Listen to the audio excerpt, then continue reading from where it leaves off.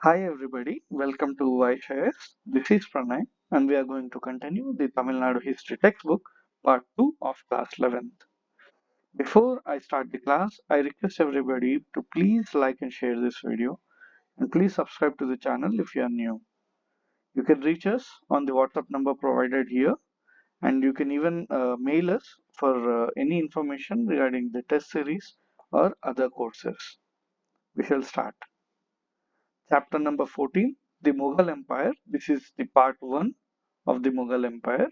We will be having a second video also for the same chapter. What are the learning objectives? Foundation of Mughal rule in India.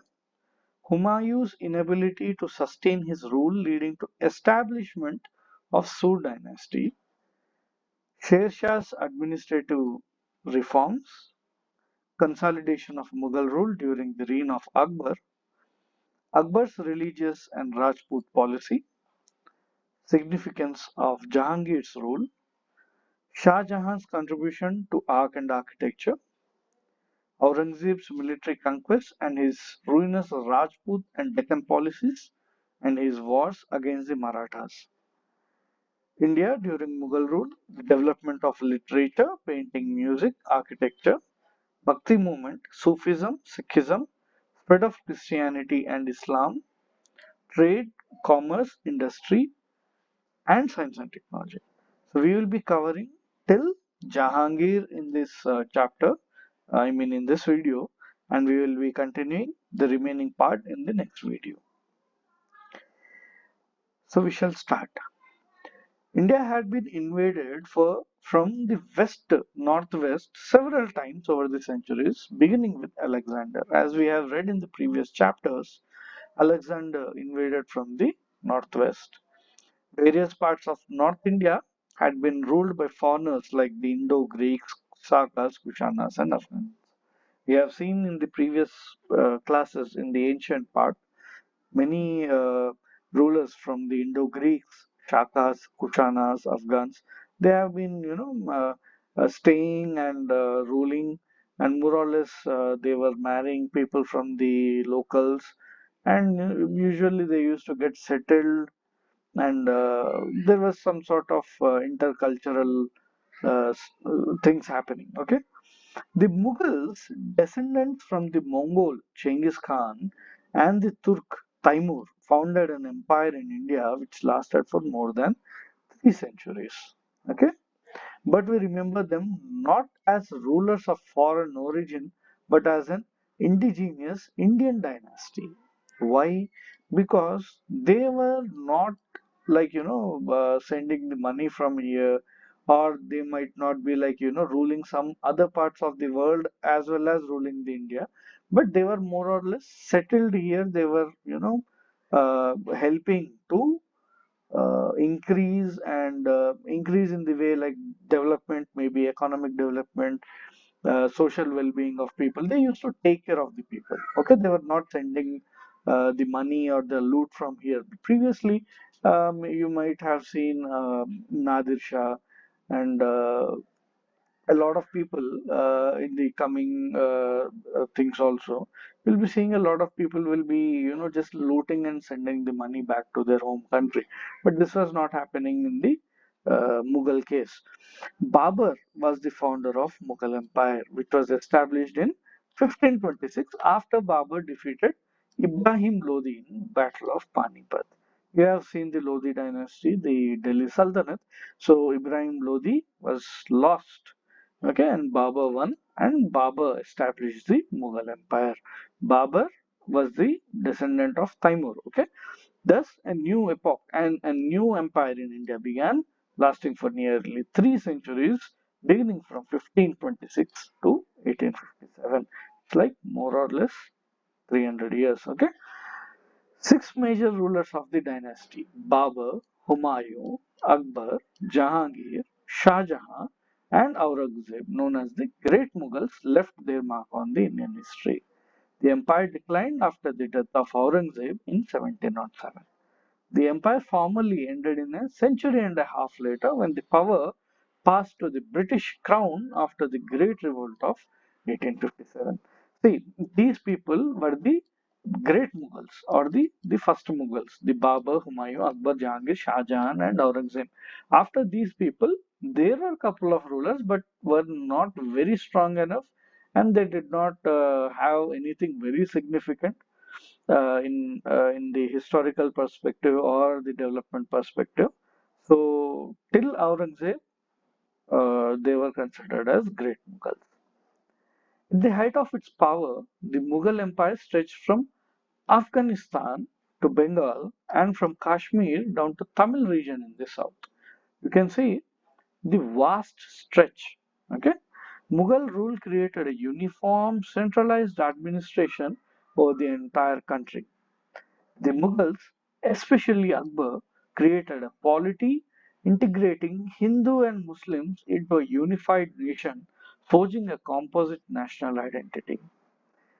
Specifically, a couple of kings were there who were towards joining the Hindus and Muslims, and they used to be very secular in their decisions too. But there were a lot of people whom you will be seeing in the coming slides who were very much dominating towards their religion, and because of which there was some sort of creation of hatred. Okay, you will see in the coming slides. In addition, the Mughals left behind a heritage of great architecture, literature, and art which has enriched India. You might have seen the symbol of love, the Taj Mahal, has been built by the Mughals. The Red Fort has been built by Mughals, and a lot of large structures. You can have a lot of examples. The Buland Darwaza, a lot of things, and the influence because of these kind of architectures, which have created an influence in the structures in the coming days also. Uh, there was some sort of influence. Okay, so this is a small chart. So Taimur's descendant was Babur. Babur, after that he came the Humayun, then came the Akbar the Great, then Jahangir. Jahangir had a small division, Khusrau Mirza. So Shah Jahan became the king. Then there came the Aurangzeb, okay, and Shah Suja and Murad Baksh, and Aurangzeb as the king. Then Bahadur Shah I, then Jahandar Shah, then Alamgir II, Shah Alam II, Akbar Shah II, and Bahadur Shah Zafar, who was the last emperor from the Mughals. Okay, this is a small chart. Like this can be helpful in understanding the coming classes. You can just take a screenshot of it and keep it with you, or just make a note of it. So this is the timeline. Babur was from 1526 to 1530. He was for a very short period. So next came the Humayun, 1530 to 1556.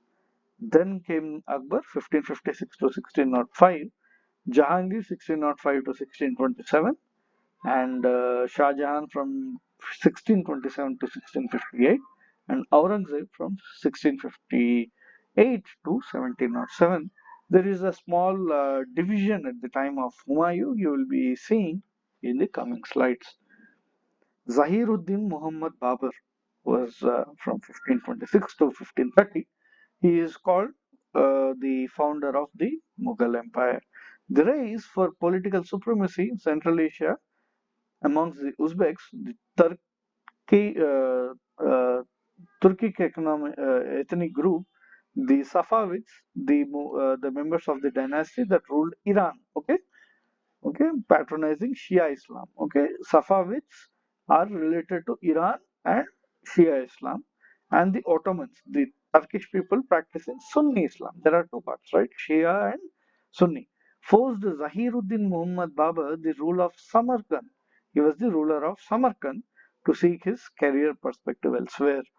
Historically, the trade conducted by the countries of Central Asia through the Silk Route with India had provided the required knowledge about the country they were interested in. Okay, so already India was a very important economic partner. You can consider the partner at that point of time itself. So these people used to know how rich or how feasible the country is, and the richness of the people, and maybe the resources and all, they have already seen. Babur, who dreamed of repeating what Taimur had done a century and a quarter earlier, succeeded in founding the Mughal kingdom with Delhi as its capital in 1526 in the wake of the political disintegration of the Delhi Sultanate. As we have read in the previous chapter, the Delhi Sultanate, as the time went by in the almost 15th, 16th century, it started disintegrating, okay, because of frequent fights between themselves and all, okay. Babur, a boy of 11, inherited the throne of Samarkand, which is now the Uzbekistan, from his father. As there were enemies all around him, he lost his throne but soon reclaimed it.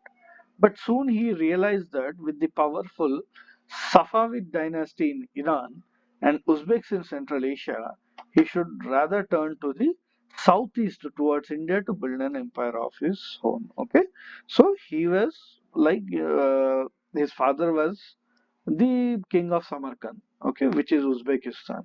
From his father, he got the throne at the age of 11. But because of the people of Iran and Central Asia, he was not very pretty sure about his happiness, or maybe he might be getting dethroned, or maybe because of pressure, somebody might kill him. Okay, so because of these reasons, he wanted to build his own empire in India. Okay, as a Timurid, Babur had an eye on the Punjab, part of which had been Taimur's possession. Okay, between 1519 and 1524, when he invaded Bhera, Sialkot, and Lahore, he showed his definite intention to conquer Hindustan, where the political scene also favored his adventure. Okay, so in 1519 and 1524, he invaded Bhera, Sialkot, and Lahore of Punjab, basically, and by that time, he felt like he should conquer the whole of Hindustan. After conquering Kabul and Ghazni, Babur crossed the Indus to India and established a small kingdom.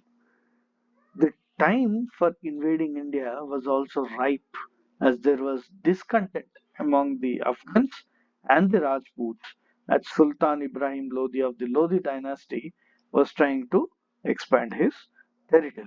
Okay, Babur received an embassy from Daulat Khan Lodi, a principal opponent of Ibrahim Lodi, and Rana Sangha, the ruler of Mewar and chief of Rajput Confederacy, with a plea to invade India. Okay, so these people, Daulat Khan Lodi, who was opponent of Ibrahim Lodi, and the Rana Sangha, who was the ruler of Mewar. Okay, these people called him and said, like, please come and invade India. Okay, when Babur marched to India, he was first defeated. He first defeated the forces of Daulat Khan Lodi at Lahore, as he had gone back on his promise to help Babur. Okay, Daulat Khan became a traitor. Okay, so he was defeated. Here comes the first battle of Panipat on 21st April 1526. Babur then turned towards the Lodi-governed Punjab. After several invasions, he defeated the formidable forces of Ibrahim Lodi with a numerically inferior army at Panipat. Okay, so this guy Babur had army, but which was numerically inferior, but still he defeated the forces of Ibrahim Lodi. That means he might be having a very small army, but they were efficient enough. Okay, Babur won this battle with the help of strategic positioning of his forces and effective uses of artillery. Okay, Babur's victory provided hopes for him to settle in India permanently. Babur had conquered Delhi and Agra, but he still had to suppress the Rajputs and the Afghans. Artillery is an army unit that uses large cannon like weapons, transportable and usually operated by more than one person. So we call them as top in Hindi, right? You know, we have seen in large in most of the movies, small ball kind of thing will be kept inside this hollow pipe, and here at this point, at this spot, there will be some sort of sparks, or fire will be ignited and it will fire up. Okay. Gunpowder was first invented by the Chinese and found its way to Europe in 13th century AD. So it was used in guns and cannons from mid 14th century onward. So clear. So it was invented by the Chinese. It was not by these Mughals. Okay. In India, we have no instances of artillery being used in war before Babur. Okay. So there is no strong evidence that Babur has brought it, but before Babur, there were no instances of artillery being used. Okay. Battle of Khanwa in 1527. Babur decided to take on Rana Sangha of Chittor, who was the ruler of Mewar, had a strong influence over Rajasthan and Malwa. Babur selected Khanwa near Agra as a favorable site for this inevitable encounter. The ferocious march of Rana Sangha with a formidable force strengthened by Afghan Muslims, Mahmud Lodi, brother of Ibrahim Lodi, and Hasan Khan Mewati, the ruler of Mewat, confronted the forces of Babur. Okay, so these people, the Rana Sangha and Afghan Muslims, Mahmud Lodi, who was the brother of Ibrahim Lodi, and Hasan Khan Mewati, the ruler of Mewat. They all were opposite of the Babur. With strategic positioning of forces and effective of artillery, Babur defeated Rana Sanga's forces. Okay, so here also Babur had smaller army. Here a lot of leaders were there, a lot of people were there, but still they got defeated. This victory was followed by capture of forts at Gwalior and Dholpur, which further strengthened Babur's position. Okay, so this is the Gwalior fort and this is the Dholpur fort. Battle of Chanderi, 1528. Kindly just note these dates down. If you have a question of chronology, uh, you can easily do it, or maybe they can even give a match the following, or which one of them is true. Okay. The next significant battle that ensured Babur's supremacy over Malwa region was fought against Medini Rai at Chanderi. Okay. Following this victory, Babur turned towards the growing rebellious activities of Afghans. Battle of Ghagra in 1529. This was the last battle Babur fought against the Afghans. Sultan Ibrahim Lodi's brother Mahmud Lodi and Sultan Nusrat Shah, the son-in-law of Ibrahim Lodi, conspired against Babur. Okay, realizing the danger, Babur marched against them. In the battle that ensued along the banks of Gagra, a tributary of Ganges, Babur defeated the Afghans. Okay, but still Babur only won. But he died on his way from Agra to Lahore in 1530. Okay, he died in 1530. So there is a small fact. There is a story about Babur's death. His son Humayun was ill, and Babur, in his love for him, is said to have offered his own life if his son got well. Humayun recovered, and Babur died. Estimate of Babur. Babur, the founder of Mughal Empire, was a scholar of Persian and Arabic. Babur's memoirs, Tuzuk-e-Baburi, the Baburnama, is considered a world classic. Babur found nothing admirable either in Afghans who ruled India for some time or in majority of the people they governed. But his description of India is delightful. What Hindustan possessed in Babur's view is described as follows. The chief excellence of Hindustan is that it is a large country and has abundance of gold and silver. Another convenience of Hindustan is that the workmen of every profession and trade are innumerable and without end. See, in his view, what was the importance of Hindustan? It's a large country, has abundance of gold and silver, and workmen of every profession and trade are innumerable. Okay, Babur's dominions were now secure from Kandahar to the borders of the Bengal. However, in the great area that marked the Rajput desert and the forts of Ranthambore, Gwalior, and Chanderi, there was no settled administration, as the Rajput chiefs were quarreling among themselves.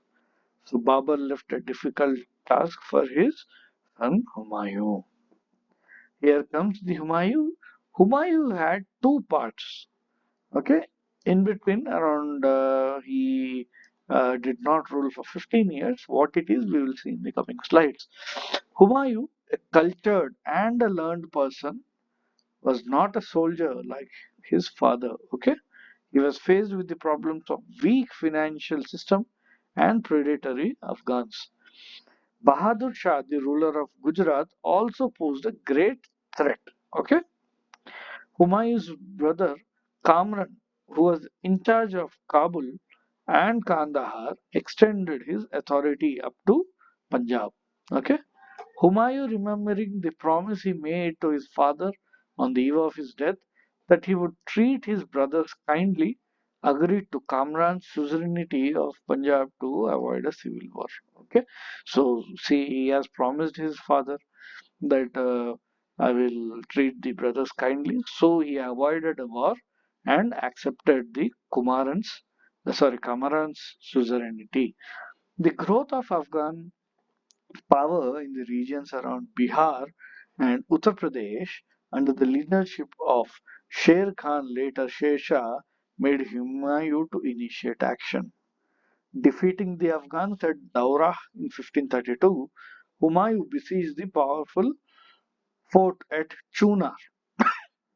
After a period of 4 months, Humayun, believing the word of Sher Shah that he would be loyal to the Mughals, withdrew the siege. This turned out to be a great mistake. Okay? He had a siege for 4 months. At that point of time, Sher Shah said, like, I will be loyal to Mughals. So Humayun withdrew the siege. So this is considered to be a blunder. Okay? Humayun spent the succeeding years of his life in constructing a new city in Delhi, Dinpana, with his enemies, while his enemies were strengthening themselves. Okay, realizing the ensuing danger from Bahadur Shah, who had annexed Rajasthan and instigated and provided refuge to all anti-Mughal elements, Humayun marched against him. He captured Gujarat and Malwa and left them under the control of his brother Askari. Unable to put down the rebellions of Gujarati people, Askari decided to proceed to Agra. Okay, he was not able to control them, so started for Agra. This alarmed Humayun stationed at Mandu, for he was afraid that Askari would take Agra for himself. Okay, he thought like this guy is leaving Gujarat and proceeding to Agra. He felt like he might be taking Agra for himself. Therefore, he abandoned Gujarat and Malwa. Humayun pursued his brother. Both the brothers reconciled after a meeting at Rajasthan. When Humayun was deeply engrossed in the affairs of Bahadur Shah, Sher Khan had strengthened himself by defeating the ruler of Bengal. Sher Khan captured the forts of Rohtas and Bengal. After capturing Chunar, Humayun marched to Bengal to confront Sher Khan. Okay. When Humayun reached Gaur or Gauda, he received information on the rebellion of Hindal, his younger brother. Okay, Humayun proceeded to Agra to quell the rebellion. Sher Khan, who had been quiet all this time, started attacking the army of Humayun. Okay, so now this guy is busy in controlling his own family issues. Like Hindal, the younger brother, started rebellion. Okay, so to control it, he went. And by seeing this, Humayun started attacking the army of Humayun. When Humayun reaches Chausa with great difficulty, there was a full-fledged battle. Okay, so here comes the Battle of Chausa. The battle was won by Sher Khan due to his superior political and military skills. Humayun suffered a defeat in which 7,000 Mughal nobles and soldiers were killed, and Humayun himself had to flee for his life by swimming across the Ganga. Okay, Humayun, who had arrived at Agra, assembled his army with the support of his brothers Askari and Hindal to counter Sher Khan. The final encounter took place at Kannauj. So here comes the Battle of Kannauj. This battle was won by Sher Khan, and Humayun's army was completely routed, and he became a prince without a kingdom. Okay, Humayun was a king without a prince without a kingdom. Now comes the Sher Shah or the Sher Khan, who whose full name is considered as Sher Shah Suri, and his Sur dynasty. From the time Humayun abandoned the throne in the Battle of Kannauj to his regaining power in 1555, Delhi was ruled by Sher Shah, a Sur dynasty. Born in the family of a Jagirdar and named as Farid, okay, he received the title of Sher Khan after killing a tiger, which is a sher in Hindi. When he ascended the throne, he was called as Sher Shah. Okay, through his ability and efficiency, he emerged as the chief of Afghans in India. His military capability and diplomacy made him victorious over Humayun and many other Rajput rulers.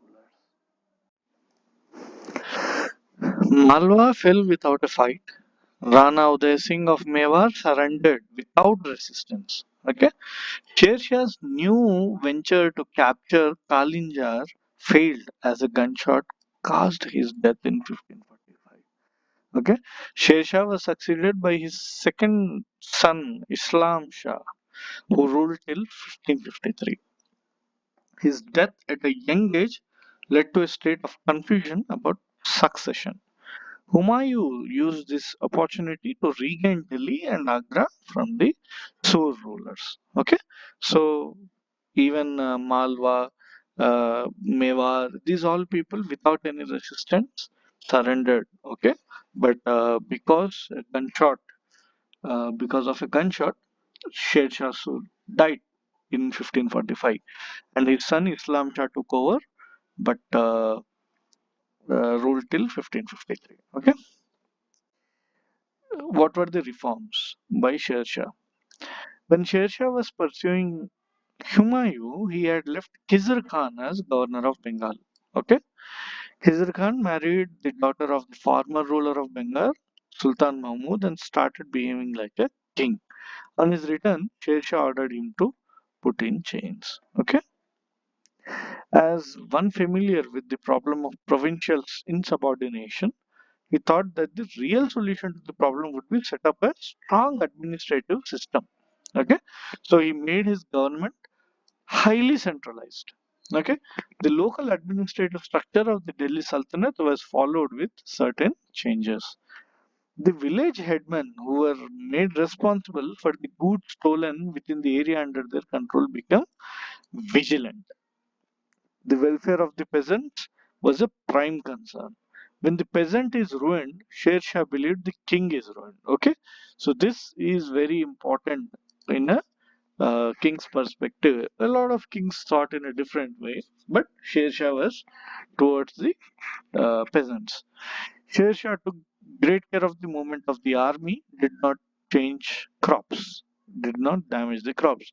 He followed a flexible revenue system. Okay, land was surveyed and revenue settled according to the fertility of the soil. In some areas, the Jagirdari and Zamindari systems were allowed to continue. What they are, you will see in the coming slides. In yet other places, he arranged to collect only a portion of the gross produce. Okay. Sher Shah showed the same concern while dealing with traders also. With peasants, he was good. With traders also, he was good. In order to encourage trade, he simplified trade imposts, collecting taxes only at the point of entry and the point of sale. Okay, standardization of the metal content of gold, silver, and copper coins also facilitated trade. His currency system continued through the entire Mughal period and became the basis of the coinage under the British. Okay, so he can be considered as the maker of the currency system. Okay, for enhancement of trade and commerce, Sher Shah maintained a robust highway system by repairing old roads and laying down new roads. Apart from repairing the Grand Trunk Road, GT Road from Indus in the west to Sonargaon in Bengal. Okay, this connects the Indus in the west, almost from here, it connects till the Bengal. Okay, if you consider this as India like this. Okay, he also built roads connecting Gujarat seaports with Agra and Jodhpur. A road was laid connecting Lahore with Multan. The highways were endowed with a large network of sarais, rest houses, where the traders were provided with food and accommodation. Some of the sarais constructed by Sher Shah still survive. The quality of the sarais can be known. These sarais also ensured the growth of towns in their vicinity. Sher Shah practiced charity on a large scale. He gave stipends from the treasury to destitute people. Okay, Sher Shah was an orthodox and devout Sunni. Okay, he is said to have dispensed justice without bias, punishing the oppressors even if they were nobles or his relatives. Okay, so he considered law as an equal thing for everybody. Okay, through stern punishments to rebellious zamindars and nobles and to thieves and robbers, he ensured effective maintenance of law and order in the empire. The fiscal administration, for which Akbar and Todarmal have been so highly praised, was largely based on the methods of Sher Shah. Okay, he was a very able administrator, and this can be derived with the examples, examples which are given here. During his short rule, Sher Shah did not have much time for building new cities and palaces. He started building a new walled city in Delhi, which later came to be known as Purana Killa, which is the old fort. He built his own mausoleum in Sasaram. So, what is Jagirdari? It is a land tenure system developed during the Delhi Sultanate, which we have read previously. Under the system, the collection of the revenue of an estate and the power of governing it were bestowed upon an official of a state. Okay, an official uh, uh, of the government or the state was given the permission to collect the revenue as well as the power to govern it.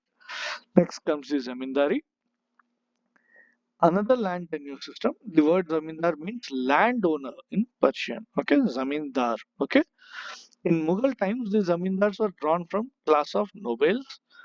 Akbar granted land to nobles as well as the descendants of old ruling families and allowed them to enjoy it hereditarily.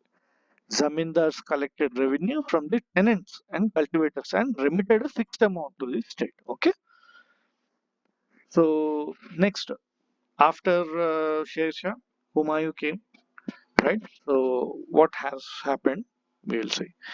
After Sher Shah's death in 1545, his weak successors ruled for 10 years. Okay, there were 10 years. Humayun, who had fled after his defeat at Kannauj, had taken asylum in Persia.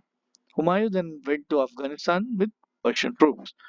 He succeeded in capturing Kandahar and Kabul, but his brother Kamran did not allow him to hold them in peace. Okay, Kamran, the brother of Humayun, he was not able to digest. Okay, so he did not allow them to stay in peace. The struggle between the brothers intensified, and yet in the end, Kamran had to seek a compromise with the Humayun. Okay. Meanwhile, the Sur Empire had fragmented, and so Humayun's invasion became easy. The Afghan forces in Punjab, on the approach of Mughals, began to flee. Okay, as soon as the Mughals started coming back, the Afghan forces from Punjab had to run off. The Humayun became the emperor once again. He died very soon after regaining Delhi when he slipped down the stairs of library in front of the fort at Delhi. In the colorful words of Lane Poole, Humayun stumbled out of his life as he has stumbled through it. Okay, so this is the Humayun's tomb. Beautifully, the architecture which we see, the confluence architecture of Indian and Persian architecture, can be seen in these kind of buildings. Beautiful architecturally designed buildings. Next, we will see Mr. Emperor Akbar, who is considered to be one of the best kings in the whole Mughal, and even considered one of the best kings in the whole history of India. During Humayun's wandering in the Rajputana desert, his wife gave birth to son Jalaluddin, known as Akbar, in 1542. Akbar was crowned at the age of 14. At the time of Akbar's accession, the Afghans and Rajputs were still powerful and posed a great challenge. Yet he had a guardian and protector in Bairam Khan. So the Bairam Khan, if you have seen the Jodha Akbar movie, person with bald head was there. So that guy was Bairam Khan. Okay, he was the protector and guardian of Akbar. So then happens the second battle of Panipat. Hemu, the Hindu general of displaced Afghan king Adil Shah, successor of Sher Shah, induced the king to permit him to lead Afghan army against the Mughals. Encouraged by the king, Hemu first took Gwalior, expelling the Mughal governor. Then he marched on Agra and captured it without any resistance. Hemu's generosity helped him to overcome potential enemies when he took Delhi. Okay. In November 1556, Akbar marched towards Delhi to meet the forces of Hemu in the second battle of Panipat. An arrow struck the eye of Hemu when the battle was likely to end in his favor. Okay. Still, Hemu was able to was more or less was nearby winning the situation, and if he have won the situation, the second battle of Panipat, the whole history might have been different, as we are reading now. Okay, so because arrow stuck in his eye, so because of that, the Afghan army became demoralized, and the Mughal forces emerged victorious. Hemu was captured and executed. This victory made Akbar the sovereign of Agra and Delhi and re-established the Mughal Empire. Then there was a problem with the Akbar and Bairam Khan. What was it? We will see. As a conqueror, Akbar triumphed all over the North India. The first 4 years of Akbar's rule saw the expansion of Mughal Empire from Kabul to Jaunpur, including Gwalior and Ajmer. His regent Bairam Khan, okay, because of his regent Bairam Khan. Soon Bairam Khan began to behave haughtily towards his fellow nobles. Akbar, enraged by his behavior, issued a farman dismissing Bairam Khan.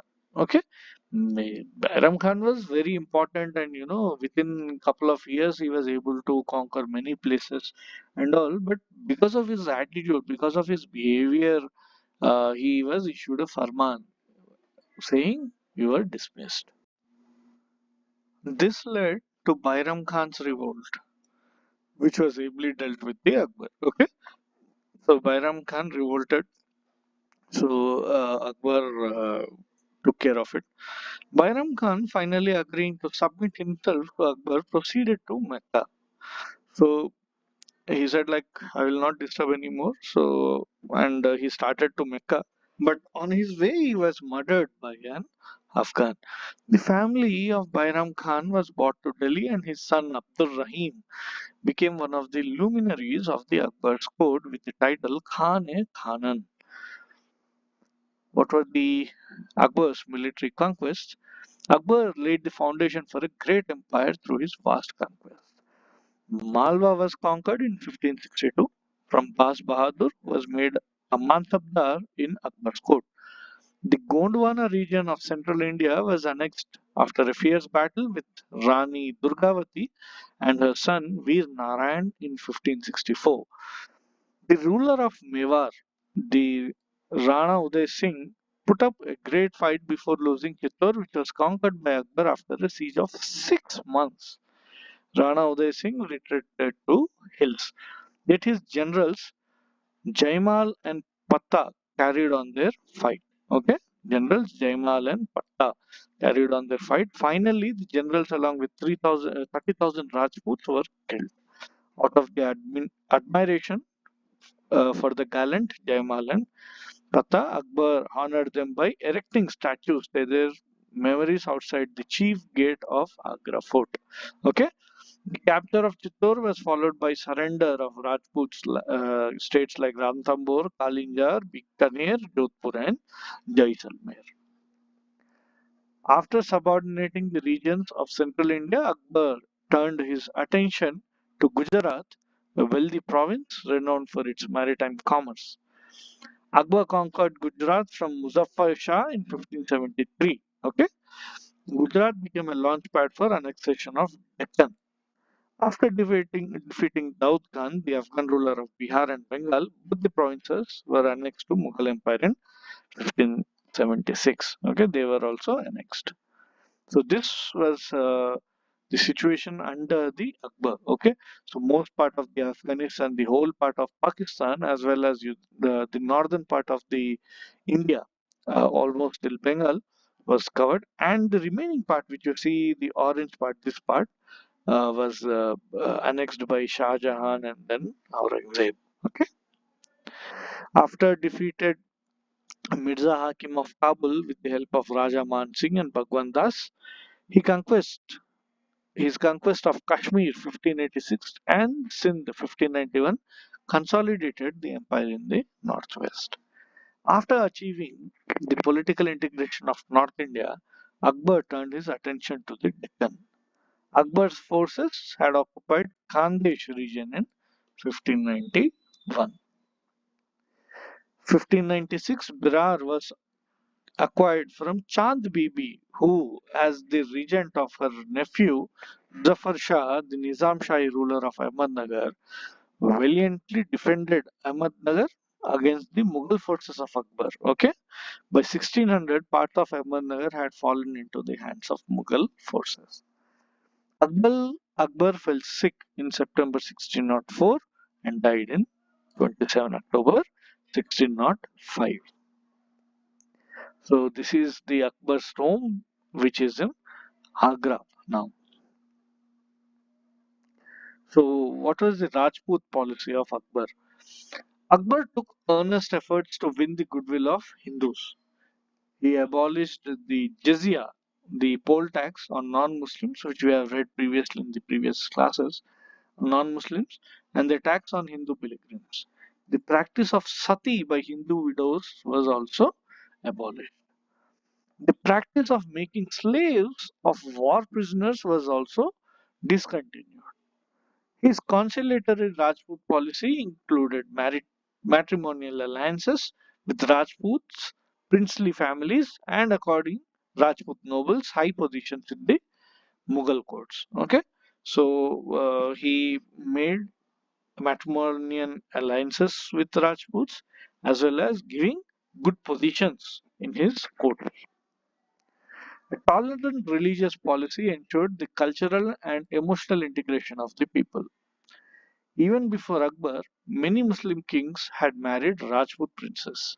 But Akbar, with his broad minded nature, was instrumental in these matrimonial alliances, becoming a synthesizing force between two different cultures as he maintained close relations with the families. Akbar married Harka Bai, also known as the Jodha, the famous Jodha Akbar story, which we have seen in movies and all. Uh, she was Harka Bai, okay, the daughter of Raja Barmahal, also known as Biharimal of Amber. He also married the Rajput princesses of Bikaner and Jaisalmer. So he married Harkabai from Amber, and he also married Rajput princess of Bikaner and Jaisalmer. Okay. Prince Salim, who was born of Harkabai, married the daughter of Raja Bhagwan Das. Okay. Raja Mansingh son of Bhagwan Das, became the trusted general of Akbar. Raja Man Singh was considered one of the most trusted guy of Akbar. Even the Rajputs who chose not to have any matrimonial alliances were bestowed great honors in Akbar's court. A couple of people were there who were like, anti to these kind of things, like we should not get married to the king and all, but they were still allowed to get big positions in the Akbar's court. His Rajput policy secured the services of great warriors and administrators for the empire. Okay. Raja Todarmal, an expert in revenue affairs, rose to position of Diwan. Okay. Birbal was a favorite companion of Akbar. Akbar Birbal stories are very famous everywhere. You know that, right? Mewar and Marwar were the two Rajput kings that defeated the Mughal Empire. They did not accept. After the death of Rana Uday Singh, his son Rana Pratap Singh refused to acknowledge Akbar's suzerainty and continued to fight the Mughals till his death in 1597. The Battle of Haldighati in 1576 was the last pitched battle, okay, the Battle of Haldighati between Mughal forces and the Rana Pratap Singh. In Marwar, the Jodhpur, the ruler Chandra, son of Maldiv Rathod, resisted the Mughals till his death in 1581, though his brothers fought on the side of the Mughals. So people were like, staying towards the Mughals is much better than rather than fighting against them. Okay. So Uday Singh, the brother of Chandra, was made the ruler of Jodhpur by Akbar. Akbar's capital was at Agra in the beginning. Later, he built a new city at Fatehpur Sikri. Okay, this is very famous. Though a deserted city now, it is it still stands with its beautiful mosque and great Buland Darwaza and many other buildings. Okay. Mansabdari system. Akbar provided a systematic and centralized system of administration which contributed to success of the empire, which was the Mansabdari system. The nobles, civils, and military officials combined into one single service, with each officer receiving the title of Mansabdar.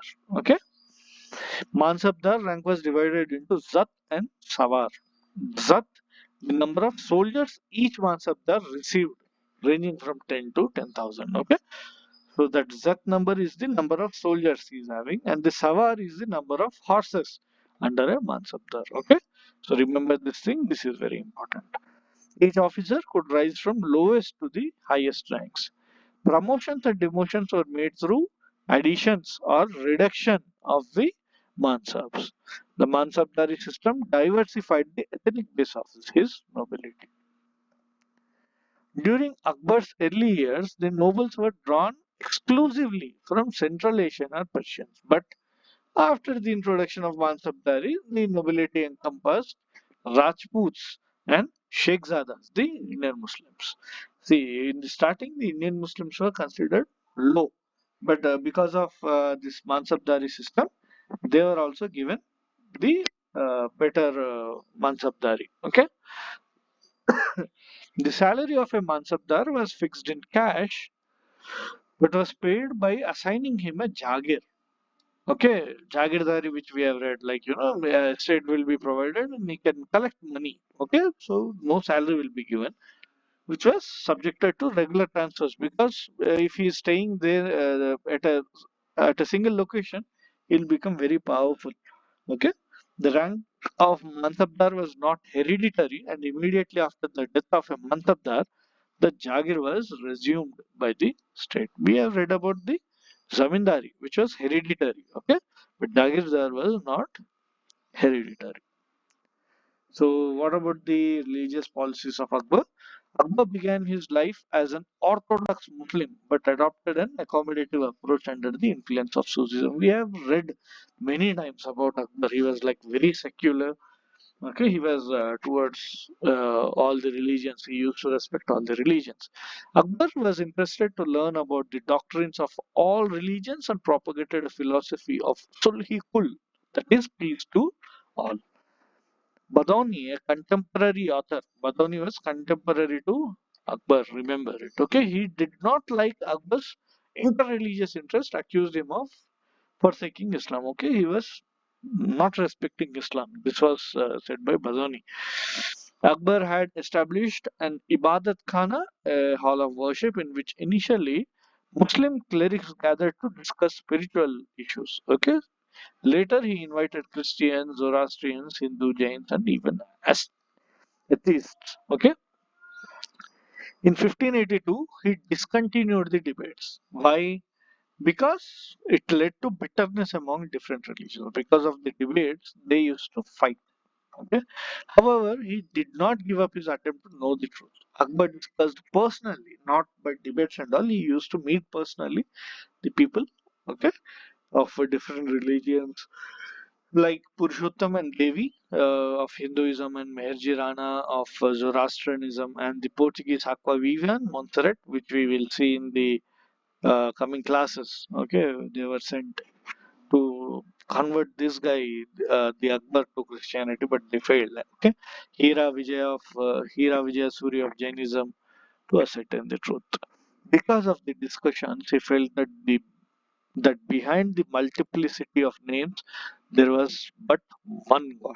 Okay, the exact word used by Akbar and Badauni to illustrate the philosophy of Akbar is Tawhid-i-Ilahi. Okay?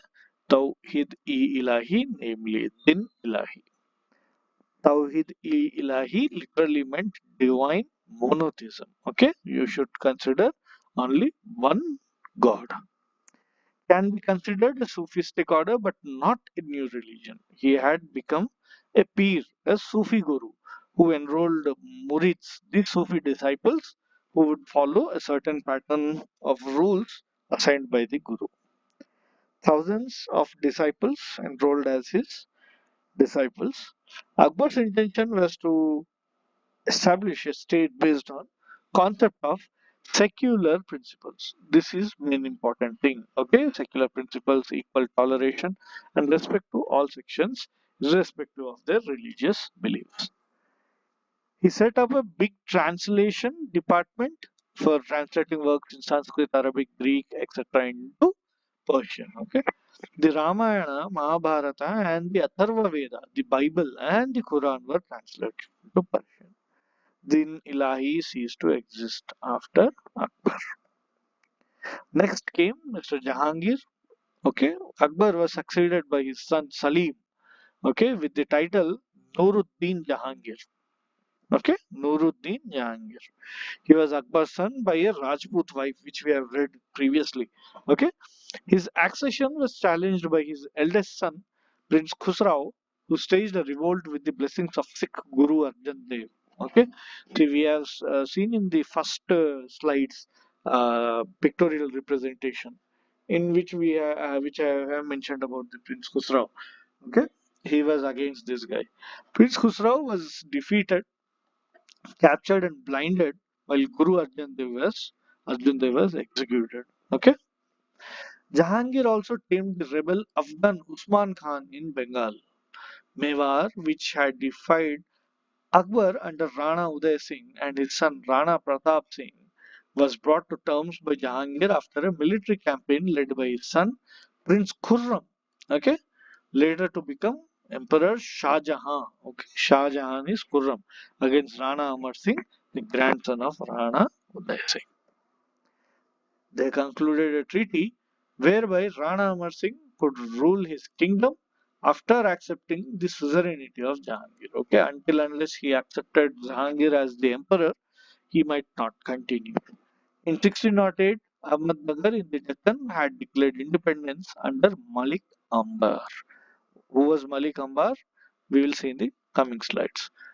Several attempts by Prince Khurram to conquer Ahmednagar ended in failure. Okay, Prince Khurram had conquered the fort of Kangra after a siege of 14 months.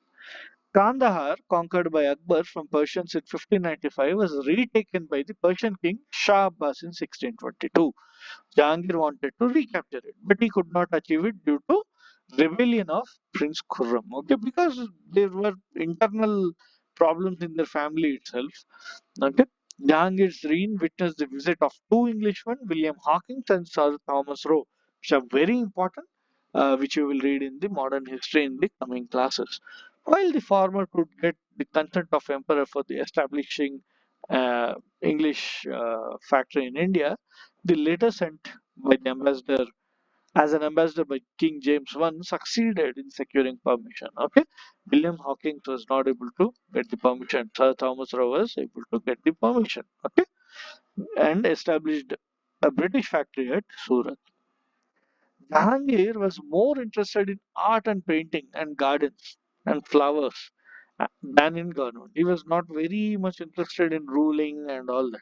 Okay, his Persian wife Meherunissa, renamed as Noor Jahan by Jahangir, became the real power behind the throne. Okay, the political intrigues that prevailed because of Noor Jahan led Prince Khurram to rebel against his father, but due to the efforts of Mahabat Khan, a loyal general of Jahangir, the rebellion could not be fruitful. Prince Khurram had to retreat to Deccan. He had to get back to Deccan. And introduce of Noor Jahan also made Mahabat Khan to rise in revolt, which was effectively handled by Noor Jahan. Mahabat Khan also retreated to Deccan to join Prince Khurram because, see, here he was not able to, guide Jahangir properly. So Noor Jahan was trying to handle him. Okay, so because of that, he rebelled and he had to retreat to Deccan to join the Prince Khurram. Immediately after the death of Jahangir, Noor Jahan wanted to crown her son-in-law, Shahryar Khan. Okay, not her son, but due to efforts of Noor Jahan's brother and Prince Khurram's father-in-law Asaf Khan, Prince Khurram succeeded as the next Mughal emperor with the title Shah Jahan. Okay, Noor Jahan, who ruled the empire for 10 years, lost her power and influence after Jahangir's death in December 1645.